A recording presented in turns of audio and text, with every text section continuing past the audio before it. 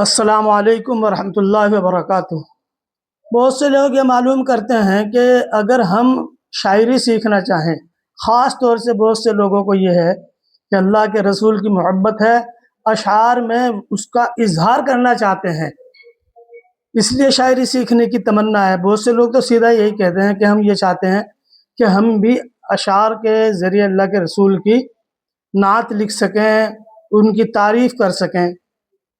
تو میں یہ بات کہا کرتا ہوں کہ نمبر ایک تو یہ ہے کہ شعراء کرام کی نعتیں پڑھیں اور سنیں، ایک تو نسخہ یہ ہے۔ اور دوسری بات یہ ہے کہ آپ کسی ایک بحر کو پہلے منتخب کر لیں اور اس کو گنگنایا کریں۔ جب آپ اسے گنگنائیں گے، اس کو پڑھتے رہیں گے، تو پھر اس کی جو لے ہے، اس کی جو طرز ہے بحر کی، اس کے جو ارکان ہیں وہ آپ کی زبان پہ چڑھ جائیں گے۔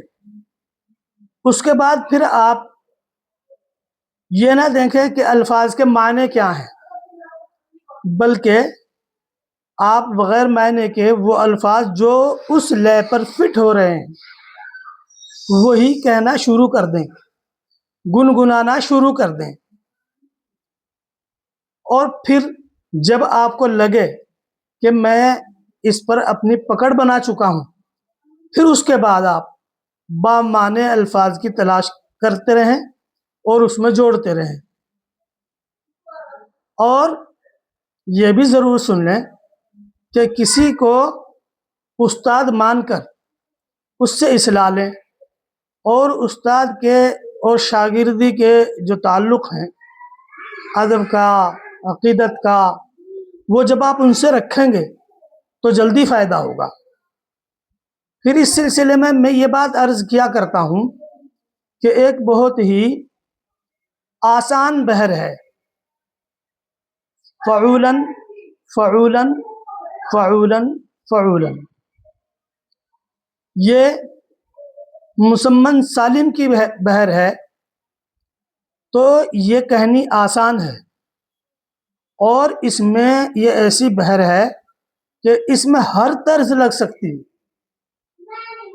رزمیہ بھی، بزمیہ بھی، پردرد بھی، ہر طرح کی طرز اس کے اندر لگ سکتی ہے۔ سناؤں تمہیں بات ایک رات کی کہ وہ رات اندھیری تھی برسات کی، یہ اسی بحر پر لکھی ہوئی نظم ہے۔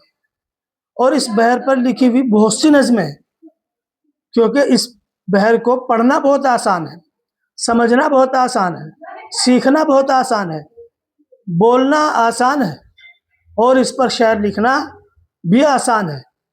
تو اگر کوئی آدمی یہ چاہتا ہے کہ میں شاعری سیکھوں تو وہ کیا کرے؟ نمبر ایک تو استاد اپنا کوئی مقرر کرے اور استاد کو وہی درجہ دے جو اس کا ہے، عقیدت کا درجہ، محبت کا درجہ، اور اس سے تعلق رکھے، جو کچھ وہ بتائے اس پر عمل کرے۔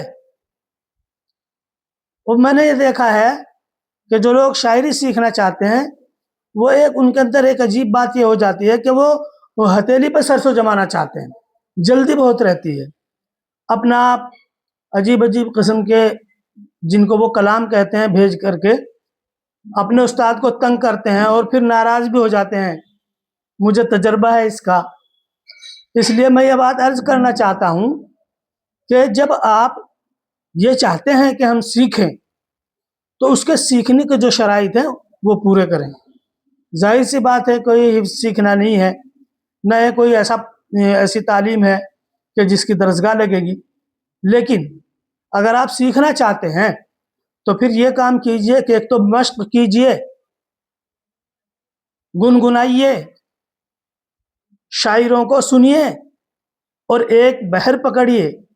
اور بہتر یہ ہے کہ جو بحر میں نے آپ کو بتائی ہے، فعولاً فعولاً فعولاً فعولاً، جس میں ایک مصرے میں 4 مرتبہ فعولاً آتا ہے، اس کی مشق کریں تو انشاءاللہ ہمیں امید ہے کہ بہت جلد وہ آدمی جو ہماری ان باتوں پر عمل کرے گا انشاءاللہ بہت جلد سیکھ جائے گا اور اپنے شعر کہنے شروع کر دے گا۔